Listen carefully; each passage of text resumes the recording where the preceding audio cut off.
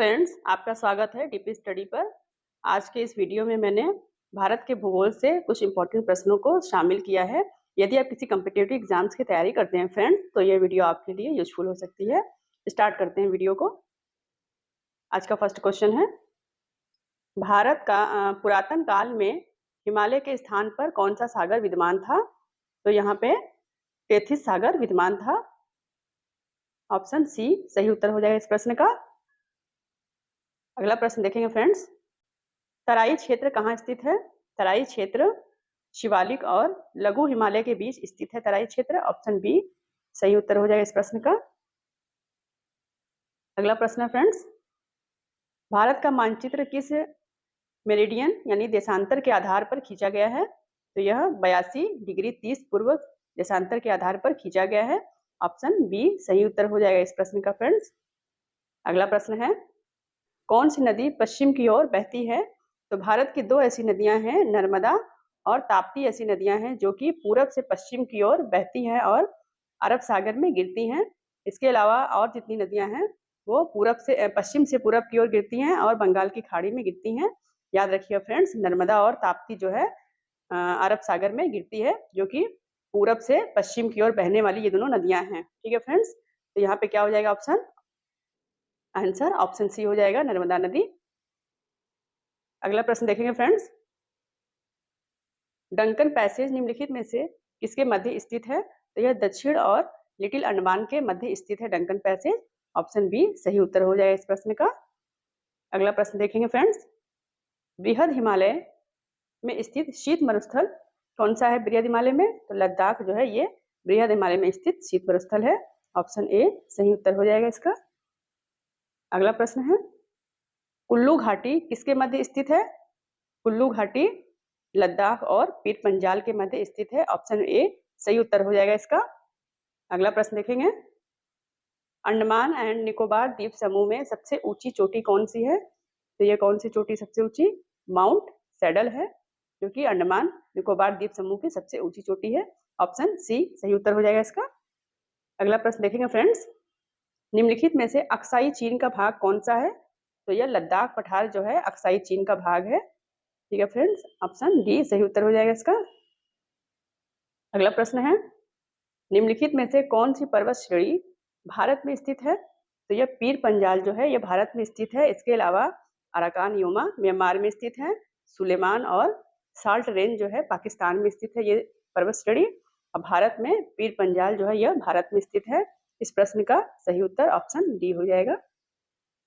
अगला प्रश्न है फ्रेंड्स, मैकाल पर्वतमाला किस राज्य में स्थित है? मैकाल पर्वतमाला छत्तीसगढ़ में स्थित है। ऑप्शन डी हो जाएगा सही उत्तर। अगला प्रश्न है, आंध्र प्रदेश और तमिलनाडु के तटीय भूभाग को क्या कहते हैं? कोंकण तट कहते हैं इसको। आंध्र प्रदेश और तमिलनाडु के भूभाग को कोंकण तट कहते हैं। ऑप्शन बी सही उत्तर हो जाएगा इस प्रश्न का। अगला प्रश्न है, केरल के तट को क्या कहते हैं? केरल के तट को मालाबार तट कहते हैं। ऑप्शन सी सही उत्तर हो जाएगा इसका। अगला प्रश्न है, भारत की सबसे प्राचीन पर्वतमाला कौन सी है? तो भारत की सबसे प्राचीन पर्वतमाला अरावली पर्वतमाला है, जो कि राजस्थान में स्थित है। अगला प्रश्न है फ्रेंड्स, सतपुड़ा और विंध्य पर्वत किस क्षेत्र में स्थित है?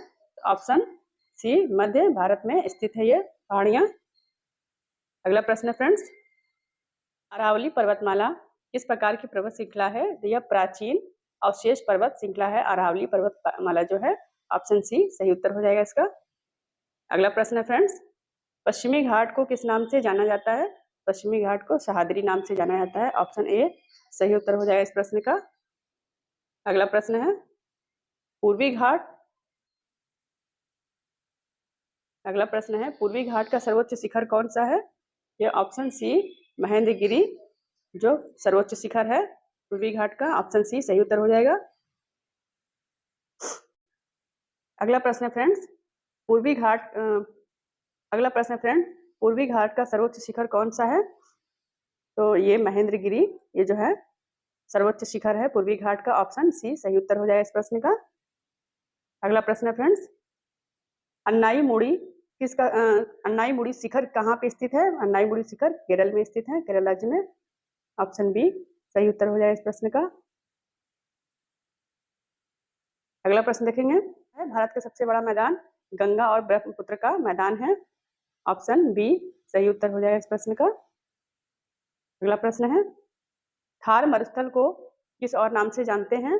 तो ये ग्रेट इंडियन डेजर्ट के नाम से इसको जानते हैं, थार मरुस्थल को। ऑप्शन बी सही उत्तर हो जाएगा इसका। अगला प्रश्न है, भारत के पश्चिमी तटीय मैदान को क्या कहा जाता है? तो भारत के पश्चिमी तटीय मैदान को कोंकण व मालाबार तट कहते हैं। ऑप्शन ए सही उत्तर हो जाएगा इस प्रश्न का। अगला प्रश्न है, सुंदरवन डेल्टा किस नदी के संगम पर स्थित है? तो सुंदरवन डेल्टा गंगा और ब्रह्मपुत्र नदी के संगम पर स्थित है। ऑप्शन बी सही उत्तर हो जाएगा इस प्रश्न का। अगला प्रश्न है, दार्जिलिंग हिमालय किस राज्य में स्थित है? तो दार्जिलिंग हिमालय पश्चिम बंगाल में स्थित है। ऑप्शन सी सही उत्तर हो जाएगा इसका। अगला प्रश्न है, भारत का सबसे छोटा तटीय मैदान कौन सा है? तो भारत का सबसे छोटा तटीय मैदान कोंकण है। ऑप्शन ए सही उत्तर हो जाएगा इस प्रश्न का।